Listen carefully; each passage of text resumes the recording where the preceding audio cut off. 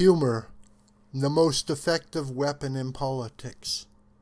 Whether dealing with China or facing a political opponent, the right joke can disarm. By Richard Rahn, Washington Times, October 14th, 2019. Last week, the Chinese restricted the National Basket Association, NBA, because a team officially praised the Hong Kong fight for liberty, and then they censored an episode of South Park because it spoofed the Chinese Communist government. After some back and forth, the NBA announced that its official position was to support freedom of speech, and then it told players and officials that they were to say nothing when they were in China. So the NBA position is in favor of freedom of speech, provided that no one speaks. In contrast, the creators of South Park wrote the following letter of apology to the leaders of the Chinese Communist government. Quote, "Like the NBA, we welcome the Chinese censors into our homes and into our hearts. We too love money more than freedom and democracy.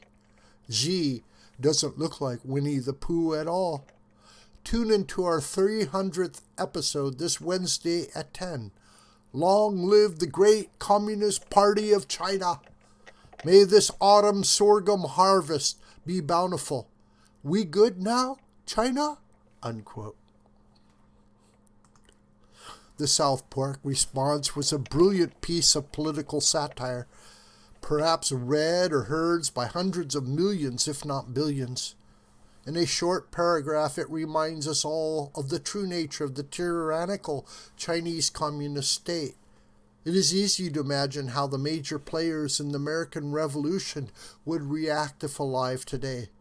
Benedict Arnold might well own an NBA team and be rich, but despised by his countrymen and an embarrassment to his future generations.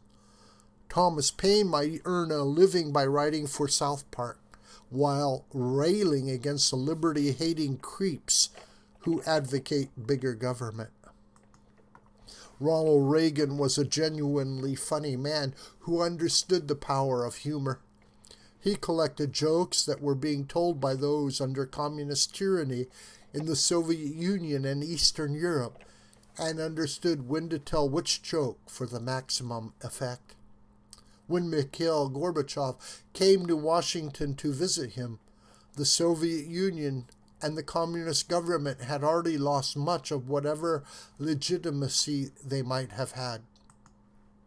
So Reagan gave it another gentle push as it headed over the cliff by telling Mr. Gorbachev the joke about the fellow who had just purchased a new Russian car, but was informed that would not be delivered for another 10 years. With that, the car buyer asked whether the delivery would be in the morning or afternoon. The salesman looked puzzled and said, "What difference does it make?" The car buyer replied, "The plumber is coming in the morning." Mr. Gorbachev laughed because he well understood that the People's Paradise was not capable of delivering the goods. Leonid Brezhnev and Joseph Stalin would likely have reacted much differently. A Russian variation of the same joke. "Dad, can I have the car keys?" "Okay, but don't lose them. We will get the car in only 7 years. To maintain their sanity, people in the Soviet Union had endless variation of the shortage of good jokes. A fellow walks into a meat store and asks for fish. The clerk says, "We are a meat store, but we have no meat." The fish store is across the street, but they have no fish. Many modern comedians have forgotten that some of the most effective political jokes are nonpartisan, but have an element of truth that all can understand. A mid-1990s joke had President Bill Clinton, House Speaker Newt Gingrich, and Vice President Dan Quayle riding in a car in Kansas. A tornado suddenly appears and hurls the car into the magical land of Oz. Mr. Gingrich says, "Well, I'm off to see the wizard and get myself a heart." Mr. Quayle adds, "I'll go with you and get a brain." And a leering Mr. Clinton asks, Where is Dorothy? Political jokes can disarm an opponent. Reagan was a master of this and often made himself the object of the joke. During the 1984 re-election campaign, a number of Democrats were arguing that Reagan was too old for a second term.